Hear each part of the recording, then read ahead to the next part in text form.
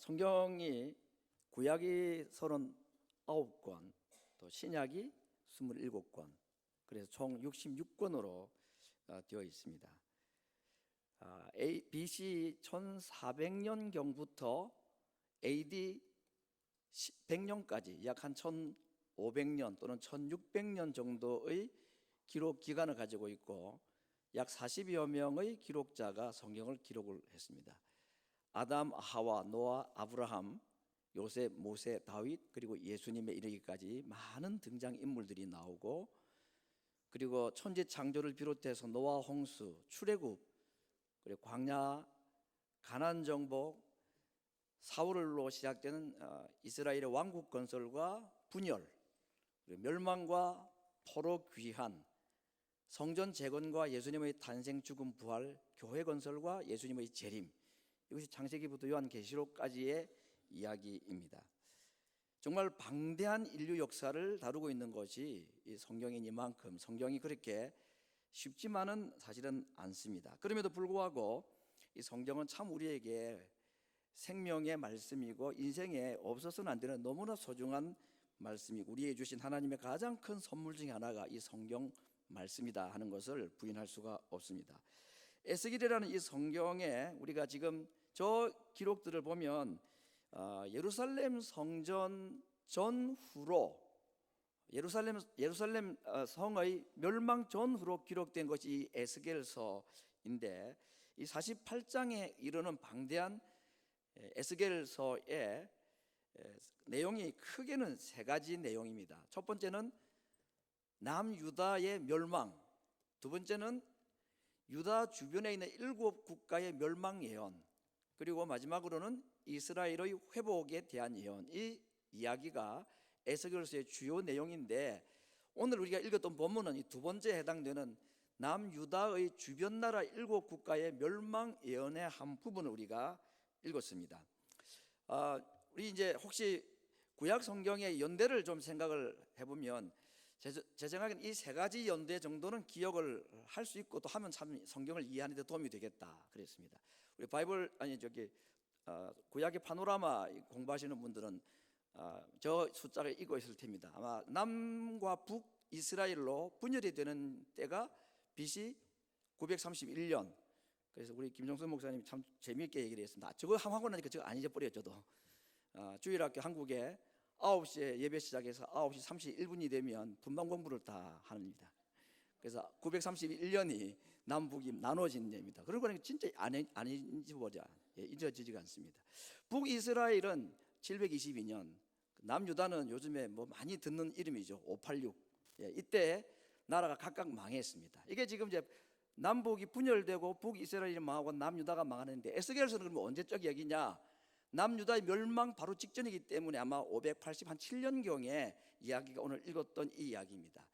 두로라는 한 나라의 멸망에 대한 이야기가 오늘 본문의 내용이 나오는데, 이 두로라는 나라는 우리 뭐 성경에 나오는 나라라서 잘 우리가 알지 못하는데, 오늘날 말하면 레바논 정도 해당됩니다. 그래서 뭐 지도를 한번 제가 찾아보니까 이스라엘이라는 나라의 그 동서남북으로 삥 둘러서 있는 나라들이 있습니다.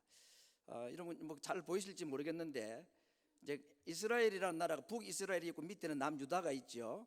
그리고 이제 서쪽입니다. 왼쪽 편에는 아람, 암몬, 모압, 에돔, 그리고 왼쪽으로 지중해 연안으로 올라가는 나라들은 블레셋. 그 위에 제가 이제 빨간 동그라미로 해놓은 게 있는데, 그 두로, 시돈, 뭐 베니게, 오늘날 레바논 지역에 해당이 되는 지역입니다. 그래서 지금 이 에스겔서에는 저렇게 이스라엘의 주변 나라들의 7나라의 멸망 이야기가 기록이 되어 있고, 오늘 나오는 내용의 나라는 두로라는 나라입니다.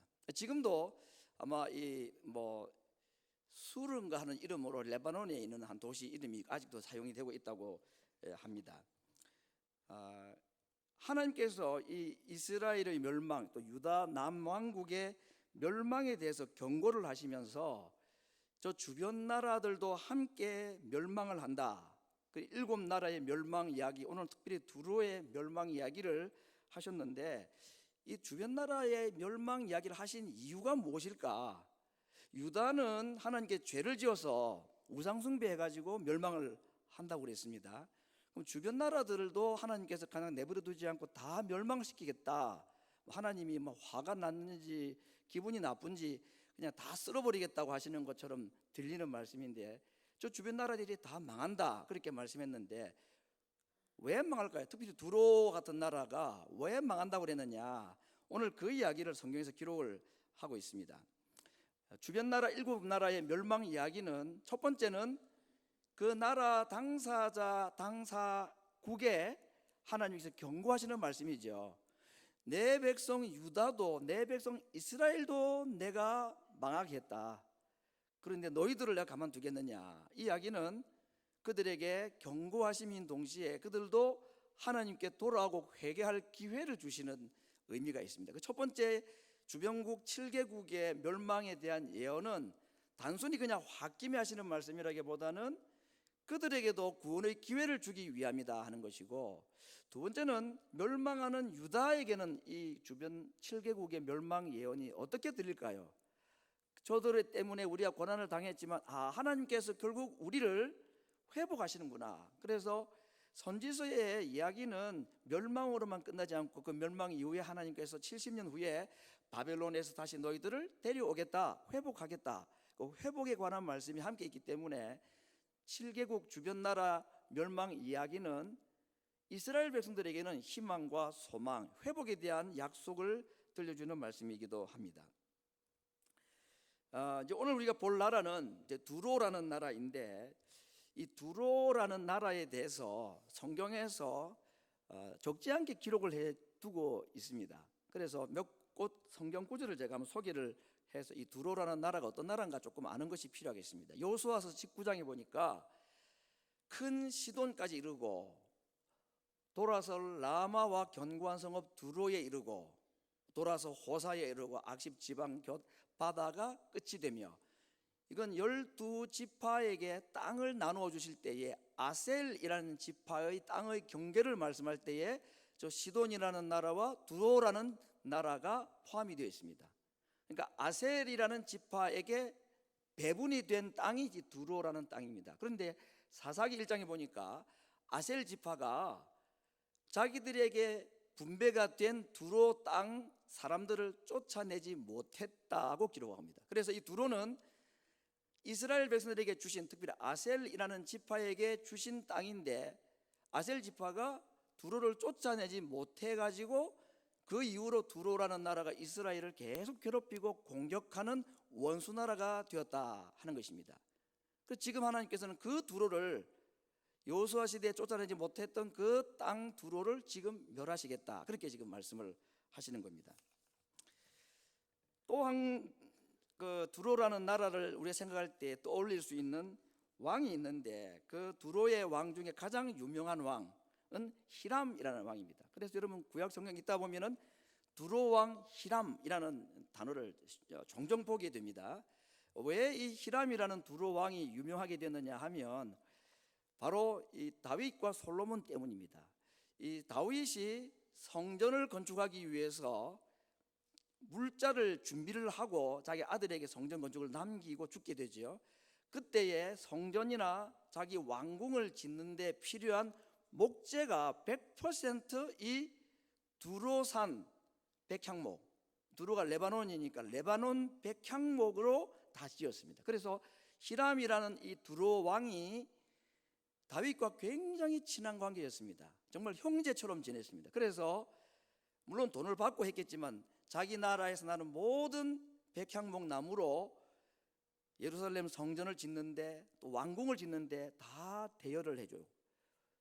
사람들을 동원해가지고 나무를 자르고 운반까지 다 해주는, 그래서 이 다윗과 솔로몬 시대에 두로, 특별히 히람이라는 왕과 굉장히 좋은 관계, 오늘도 보니까 내 형제의 언약을 어겼다고 할 만큼 이 두로와 다윗 왕국은 정말 친한 관계였던 것을 성경이 기록하고 있습니다. 근데 지금 어떻게 하다가 이게 지금 두로가 이스라엘 나라의 원수가 되었을까요? 그렇게 한때 잘 지냈던 나라인데, 그 배경의 설명이 성경에 몇 군데 나오는데, 솔로몬 이후에 여러분 나라가 남유다와 북이스라엘로 나누어집니다. 그렇죠? 분열이 됩니다. 몇 년도에?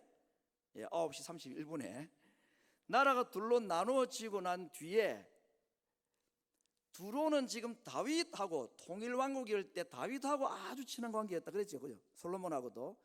솔로몬 이후에 나라가 둘로 나누어지고 난 다음에 남유다하고 북이스라엘 중에서 두 나라 중에서 어느 나라가 이 두로와 손을 잡고 가까워졌을 것 같습니까? 위치적으로 봐도 북이 가깝잖아요. 그렇죠? 그러니까 북이스라엘하고 가깝습니다. 성경에 보면 뭐라고 되어 있냐면 북이스라엘 왕 중에 아주 악한 왕이 있습니다. 아합이라는 왕. 그렇죠? 이 아합 왕이 정권을 잡았을 때에 두로의 왕의 딸 이세벨을 아합 왕과 결혼을 시킵니다. 그러니까 이세벨은 우리가 많이 들어본 이름이죠. 아주 악한 여인으로 왕으로. 그런 결국은 이 북이스라엘과 두로가 결혼을 통해서 사실은 사돈간이 되고 동맹을 맺게 된 겁니다. 자연히 남유다는 따돌림을 당했겠죠. 그래서 북이스라엘이 먼저 망하고 난 뒤에 남유다가 남았는데 그 북이스라엘과 동맹을 맺었던 두로하고 남유다하고 좋은 관계가 될 리가 없겠죠. 그래서 아모스에 보면 이 두로의 죄에 대해서 뭐라고 설명했느냐면 아모스 1장 9절 이하에 보니까 여호와께서 가라사대 두로의 서너 가지 죄로 인하여 내가 그 벌을 돌이키지 아니하리니 이는 저희가 두로가 그 형제의 계약을 기억지 아니하고 그 형제가 누구겠습니까? 다윗과의 관계였습니다. 그걸 잊어버리고 모든 사람을 사로잡아서 에돔이라는 나라에 붙였다. 그래서 남쪽에 있는 에돔하고 북쪽에 있는 두로가 협공을 해가지고 이 남유다를 괴롭혔다. 그래서 하나님께서 두로를 반드시 벌할 것이다. 이렇게 말씀했습니다. 이게 지금 이제 두로라는 나라에 대한 이야기입니다. 두로가 하나님께로부터 멸망을 받고 징계를 받을 만한 이유들이 이제 이런 이유들이라고 설명을 하고 있습니다. 또 한 가지 이 두로의 특징이 뭐냐면 앞에 우리 지도에서 본 대로 두로는 항구 도시입니다.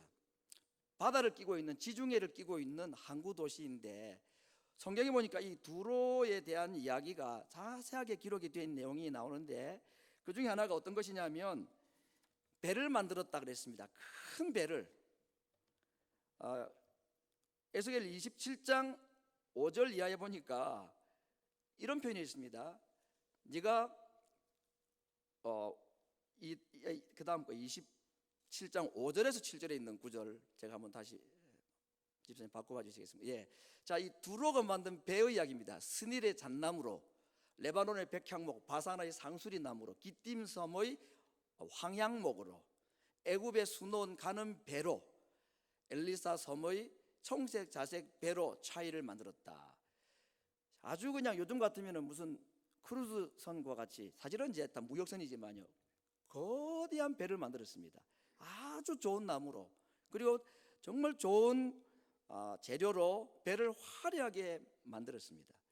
요즘 뭐 배 만드는 기술이 하도 발달되어 있으니까 아무나 만들지는 못하지만 이 배 만드는 기술은 참 요즘 항공기가 있으니 그렇지만 항공기가 있기 이전에 이 과거 이 구약 시대쯤 되면 배 만드는 게 최고 기술입니다. 그렇죠? 배를 만들어서 전 세계로 다니면서 무역을 하면 돈을 엄청나게 벌 수 있었는데 두로가 이런 배를 만들었다고 그랬습니다. 다른 나라들은 입이 딱 벌어지고 부럽고 대양을 지배하는 나라 아닙니까? 과거도 다 그랬습니다. 해군력이 옛날에는 다 군사력의 가장 큰 몫을 차지했죠. 그래서 뭐 영국도 그렇고 포르투갈도 그렇고 대양 제국들이 다 세계를 지배를 했는데 두로라는 저 섬 옆에 조그만 도시 있는데도 저 도시에서 저 나라에서 큰 배를 만들어 가지고 무역을 하면서 돈이란 돈을 다 끌어모은 그런 부자 나라였다는 겁니다. 그래서 그들이 무역한 무역 목록들이 오늘 본문 읽었던 본문 바로 앞에 나와 있는데 그냥 제가 소개만 해보겠습니다. 수십 나라와 수십 개의 목록이 있습니다. 다시스의 보화, 은, 철, 납, 야반과 두발과 메색의 놋그릇, 도갈마 족속의 말과 전마와 노새, 드단의 상하와 오목, 아람의 남보석 자색 배와 산호와 홍보석, 귀금속, 값진배, 진귀한 음식, 전쟁 무기 등 모든 것을 거래하면서 이 배로 막대한 돈을 벌어들인 나라가 이 두로였습니다. 그래서 이 두로에 대해서 이런 화려한 무역의 내용들을 소개하고 난 뒤에 읽었던 본문 바로 앞에 있는 27장 25절은 이런 내용으로 끝이 맺습니다. 네가 바다 중심에서 풍부하여 영화가 극하였도다. 하나님께서 하신 말씀입니다. 이 두로가 바다 가운데서 돈을 벌어서 영화가 극에 달하였다. 두로도 스스로 말합니다. 27장 3절에 나는 온전히 아름답다. 세상에 이렇게 말할 사람 여인이 있을 거예요. 나 정말 아름다운 여인이야. 무슨 백설공주 계모도 아니고 뭐 뭐죠. 두로가 그랬습니다. 두로가 와 정말 아름다운 여인이야. 두로가 그렇게 말했습니다. 28장 2절 뭐라고 말합니까? 아름다운 여인에서 넘어서서 나는 신이라 그랬습니다. 이게 이제 문제인 거죠. 인간이 이게 문제입니다. 내가 하나님의 자리 곧 바다 중심에 내가 앉았다. 아무나 들어가지 못하는 저 대양에 우리가 배를 만들어서 내가 배를 띄웠다는 얘기입니다. 그래서 나는 신이다. 그렇게까지 말을 하고 있는 것입니다. 제가 신을 잘못 받아가지고 지금 여러분 두로가 이렇게 영광을 누리고 부귀를 누리고 하면서 뭐 거기까지는 좋은데 나 정말 아름다워. 그리고 나 신이다.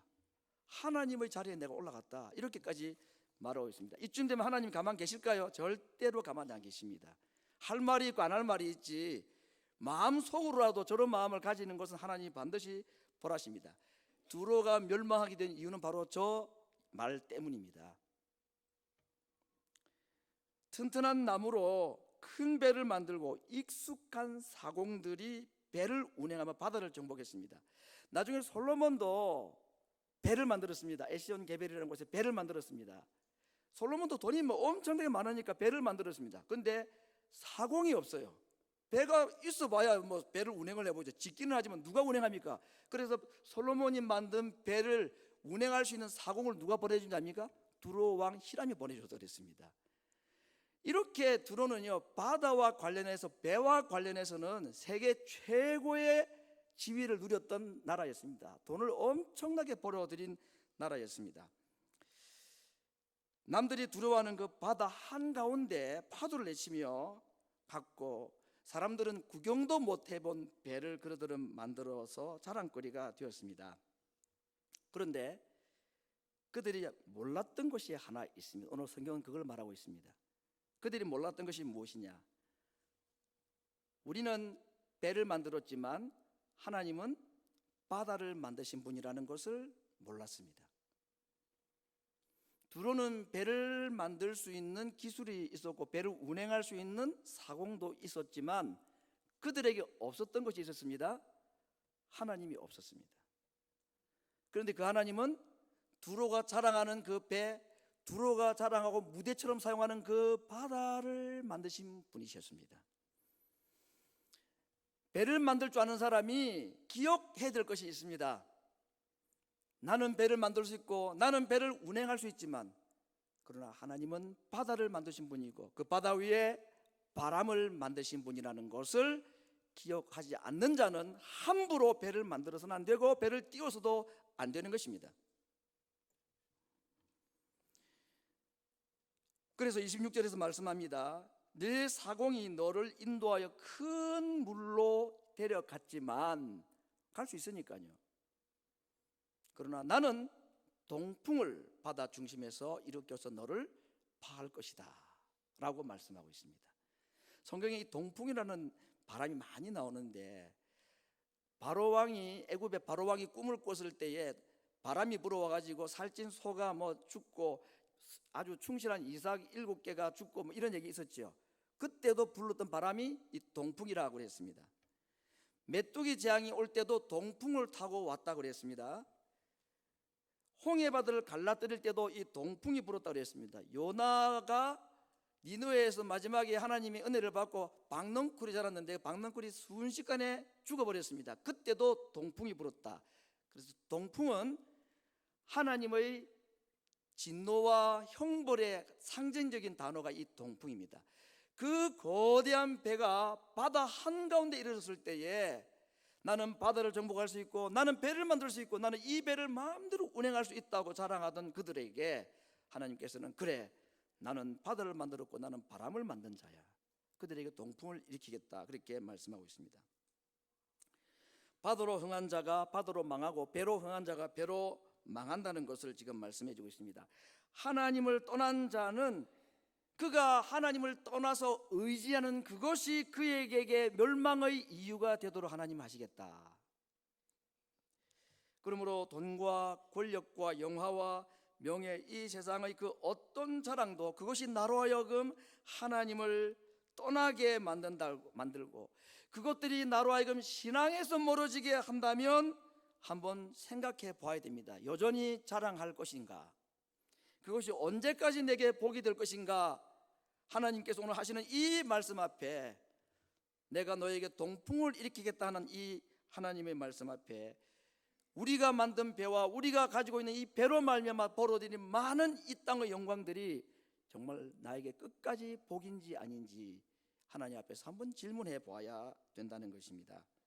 그것이 나의 무덤이 될 수가 있다고 오늘 경고하는 것 아닙니까?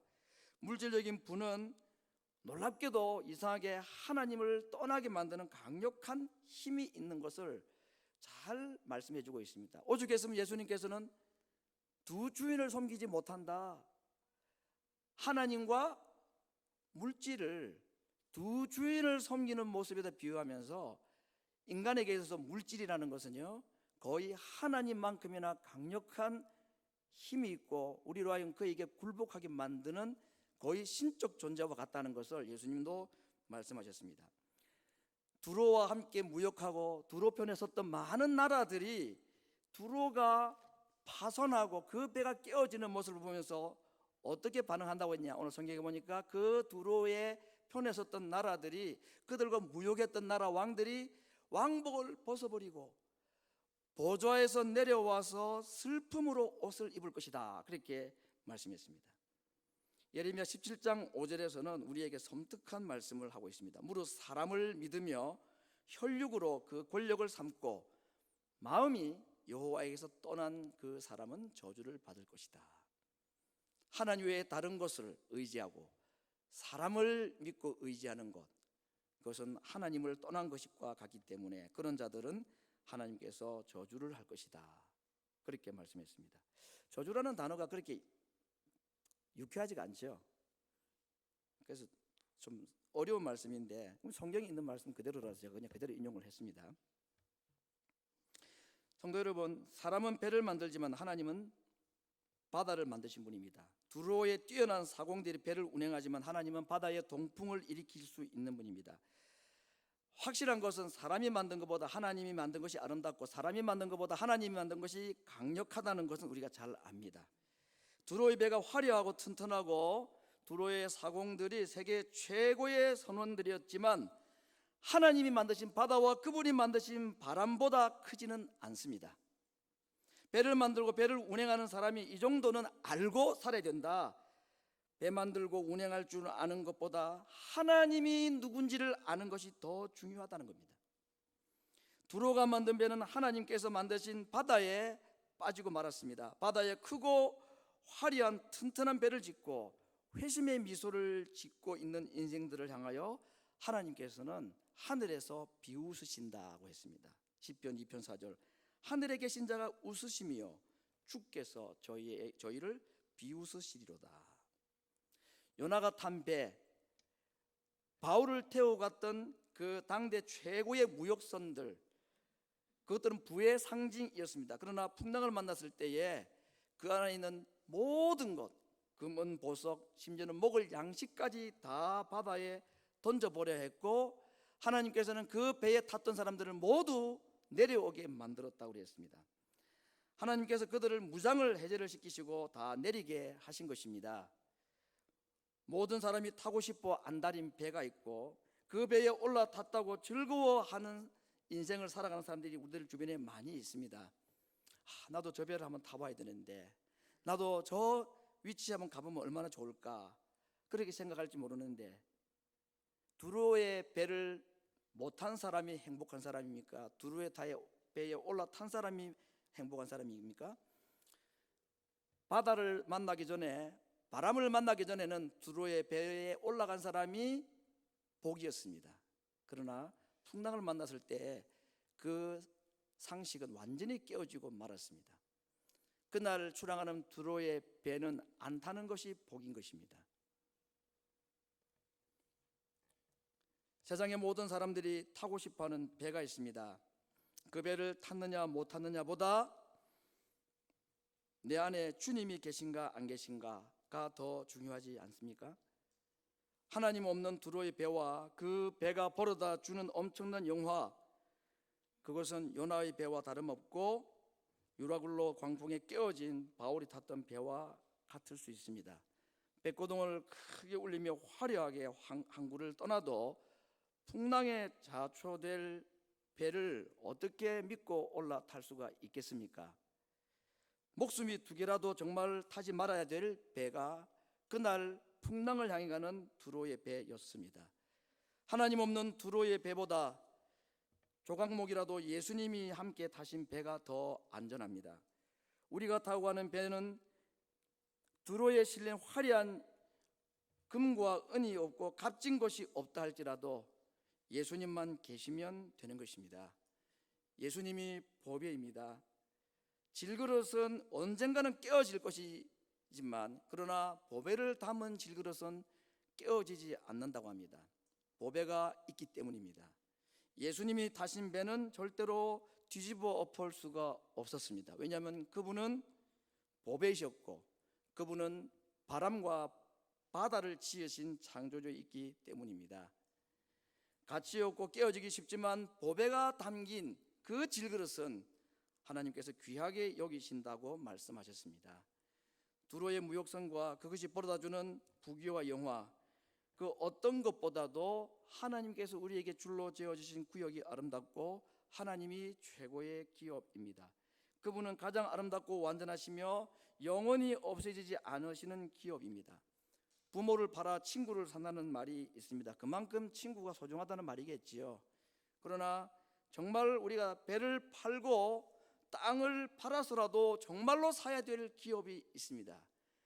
큰 두로의 배를 팔아서라도 예수님이 계신 곳이라면 그 예수님이 타신 조각배를 타는 것이 지혜로운 것입니다. 우리의 생명보다 완전한 기업이고 영원한 기업이신 우리 주 예수님, 그분을 믿는 믿음이 우리가 가지고 있는 그 어떠한 배의 보물보다도 더 아름다운 배이고, 배에 가득 찬 금 때문에는 하나님께서 그 배를 살려주지 않을 수는 있어도 우리가 타고 가는 그 배에 계신 예수님이라는 보배 때문이라면 그 배를 하나님이 지켜주실 것이기 때문입니다.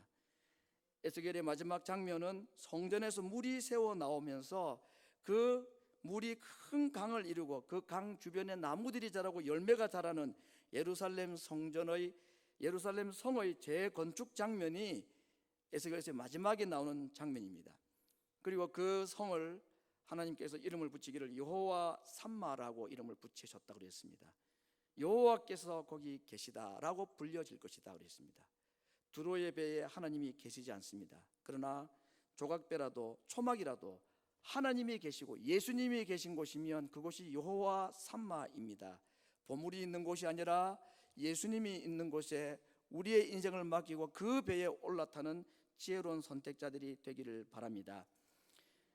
요한계시록 21장에서는 그렇게 말씀했습니다. 내가 새 하늘과 새 땅을 보니 무엇도 없어지고 무엇도 없어지고, 그러면서 계시록 21장 1절에서는 이렇게 말씀합니다.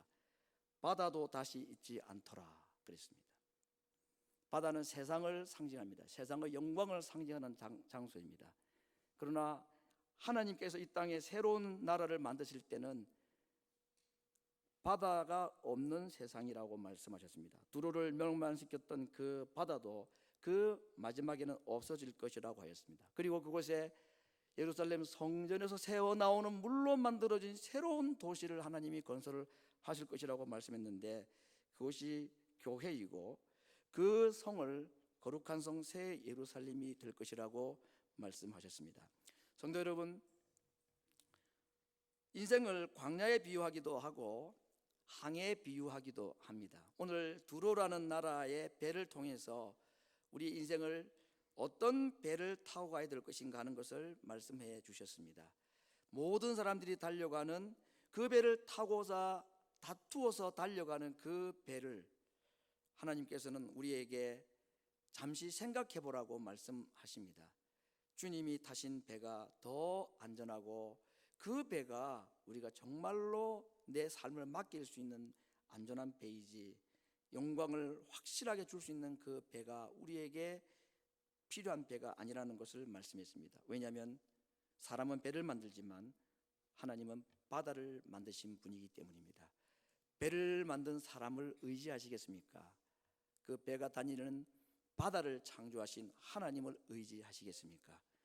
오늘 우리에게 하나님께서 주시는 이 아름다운 약속을 마음속에 새기고 여호와를 구주로, 여호와를 나의 선장으로 모시고 내 인생의 항해 다른 곳에 가지 않고 주님을 내 마음속에 모시고 주님과 함께 항해하는, 그래서 그 주님 때문에 파도도 바다도 순종하는 하나님의 나라를 경험하는 아름다운 항해를 오늘 이 말씀과 함께 시작하고 저 소망의 항구에 다시 돌아갈 때까지 이 아름다운 여정의 길에 뒤돌아서지 않고 주와 함께 항해하는 주의 백성들이 되기를 말씀으로 축원합니다. 우리 같이 기도하겠습니다. 내 인생의 모든 목적이 하나님을 향하여 갈 수 있도록 하여 주시고 배의 부러움이 아니라 바다를 만드신 창조주 하나님을 의지하며 살아가는 믿음의 항해자들이 되기를 위해서 같이 기도하겠습니다.